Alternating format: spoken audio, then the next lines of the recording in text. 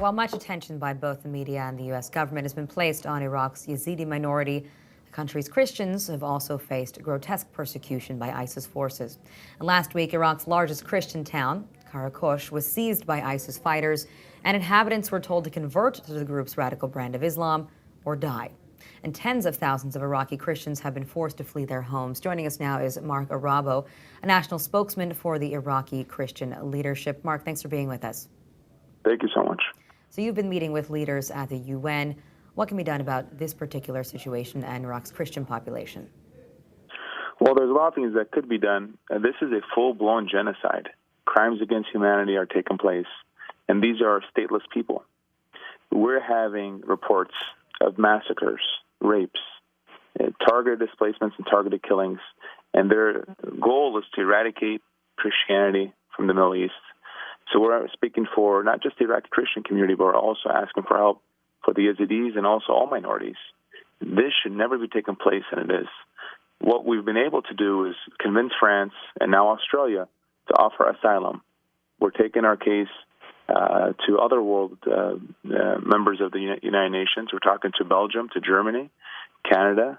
We're talking to the U.S. We had a meeting at the White House 2 weeks ago, and we want a game changer because there is no safe haven for minorities or Christians in Iraq. Obviously, they don't want to leave because this is their home.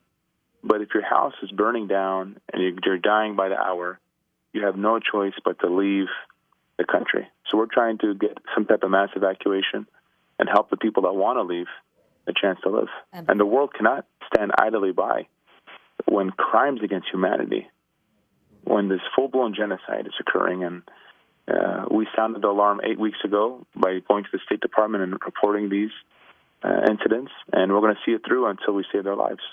And where, now, before there have been, before international agreements have been made, where have people been fleeing to and escaping to? Well, they're going to village.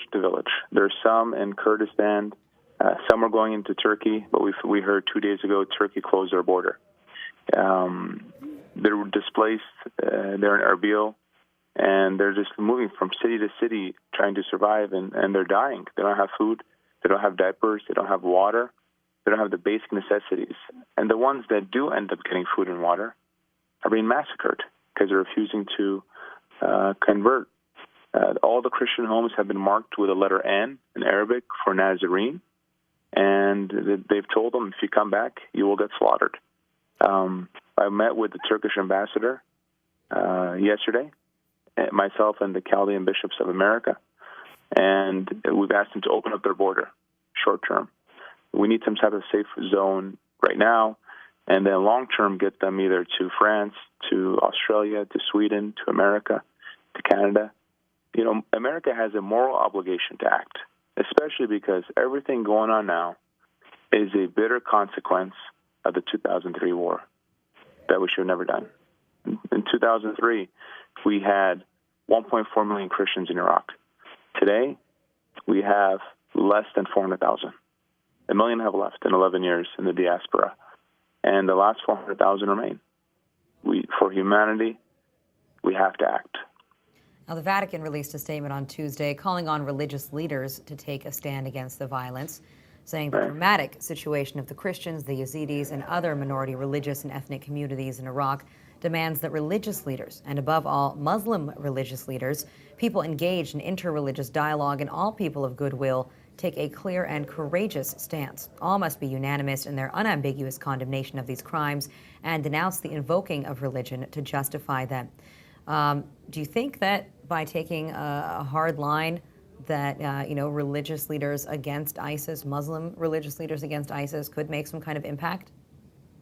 You know, I think everything right now could make a positive impact if they could condemn it, if we could find action and solutions. I don't see any Muslim leader or Jewish leader or Christian leader or even non-believers that would not condemn these acts of brutality. But the world community needs to act, not just the religious community. And it's not because they're Christian, not because they're minority. If any time in history we have a full-blown genocide, we owe it to humanity to act. And America should be leading the efforts. Right now, what we do know is France and Australia are leading the efforts. And a good example, in 1970, President Ford airlifted 150,000 Vietnamese refugees through executive order and brought them to America. We're talking to the White House, and we're actually asking the president to do some type of action. We understand if he doesn't want to send troops. We understand if he says the Iraqis govern themselves. But the Christians and the Yazidis, these minorities, are helpless. They have no militia. They have no army. They have no food. They have no water. Give them a chance to life. They don't want their homes back. They don't want their clothes. They don't want anything material. They just want to live.